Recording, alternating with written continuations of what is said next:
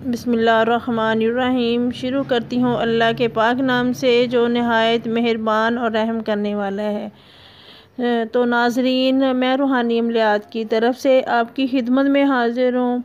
मोहतरम बहनों और भाइयों, मैं एक बहुत ही ख़ास और मुजर्रब वजीफ़ा लेकर आपकी खिदमत में पेश हुई हूँ।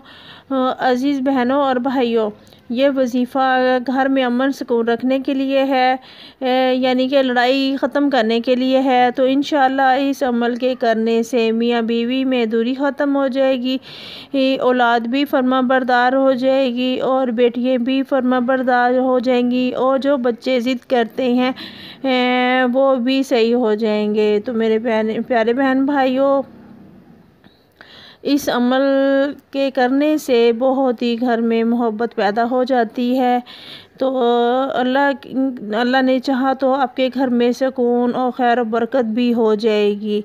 तो मेरे प्यारे बहन भाइयों, ये जो वजीफ़ा मैं आपकी खिदमत में पेश करूँगी, तो इस अमल बताने से पहले मेरे प्यारे बहन भाइयों, मेरे चैनल रूहानी अमलियात को सब्सक्राइब करें, लाइक करें, शेयर करें, ताकि मैं नई और बड़ी वीडियो बनाकर अपलोड करूं।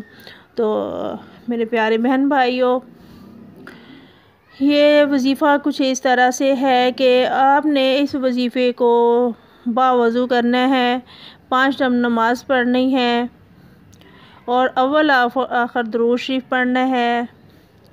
मेरी बहनों और भाइयों, ये जो वजीफ़ा है बहुत ही एक ख़ास और मुजर्रब वजीफ़ा है।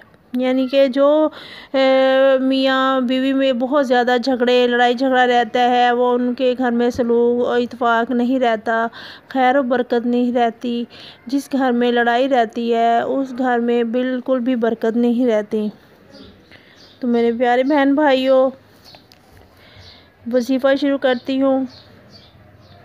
वजीफ़ा कुछ इस तरह से है कि सूरह यासीन की ये जो आयत है, आपने रोज़ाना 12 बार पढ़नी है।